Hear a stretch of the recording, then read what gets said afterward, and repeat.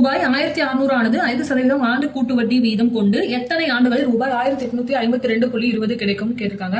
இப்ப நமக்கு கூட்டு வட்டிக்கான formula A equal to P into 1 plus R by 100 whole power N யோட வேல்யூ 1852.20 ஈக்குவல் டு P யோட வேல்யூ 6600 கொடுத்துருக்காங்க. 1 பிளஸ் R ஓட வேல்யூ 5/100 ஹோல் பவர் N. இப்போ இது 5ஆல கேன்சல் பண்ணலாம் 20 கிடைக்குமா? இந்த 1600 ஈக்குவல் டு இந்த பக்கம் வந்தா டிவைட்ல வந்துடும். 1852.20 பை 1600 ஈக்குவல் டு இது கல்சியம் எடுத்தா 21/20 ஹோல் பவர் N கிடைக்குமா?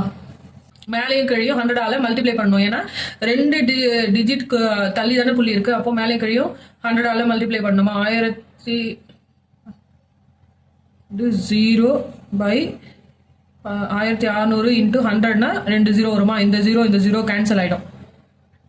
இப்போ இதை கேன்சல் பண்ணா என்ன வருதுன்னு பாரு. 2 டேபிள்ல கேன்சல் ஆகுமா?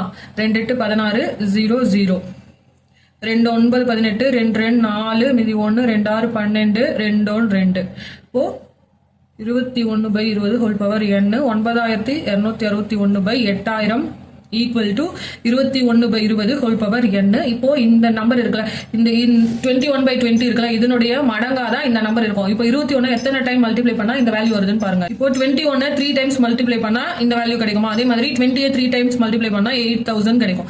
இப்போ 21/20 whole power 3 equal to 21/20 whole power N.